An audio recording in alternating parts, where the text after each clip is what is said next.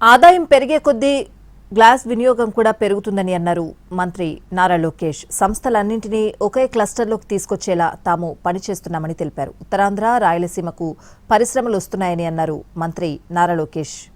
మనకి భారతదేశంలో ఆదాయం పెరిగే కొద్దీ గ్లాస్ కన్జంప్షన్ కూడా పెరుగుతుంది అధ్యక్ష. అంటే బిల్డింగ్ ఫసాడ్ కానివ్వండి, సోలార్ ప్యానెల్ గ్లాస్ కానీ.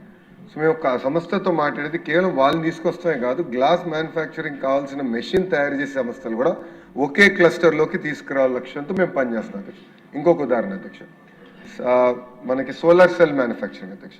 నిన్న కూడా ప్రపోజల్ క్లియర్ చేసాం అధ్యక్ష, రెన్యూది. ఇన్గాట్ వేఫర్ మ్యానుఫ్యాక్చరింగ్ అధ్యక్ష. ఉత్తరాంధ్ర కొన్ని వస్తున్నాయి, రాయలసీమ కొన్ని వస్తున్నాయి అధ్యక్ష పరిశ్రమలు. అక్కడ ప్రత్యేకంగా university of New South Wales సిడ్నీతో మేము సంప్రదింపులు చేసి ఒక rapid prototyping, testing, design centre IIT తిరుపతికి తీసుకురావాల లక్ష్యంతో మేము పనిచేస్తున్నాం. ఇది నేను గౌరవ సభ్యులకు ఎందుకు తెలియజేస్తున్నానంటే, క్లస్టర్ అప్రోచ్లో verticals are all the companies that make the cluster. Horizontal వచ్చి ఎడ్యుకేషన్ అధ్యక్ష. దాంట్లో స్కిల్లింగ్ చాలా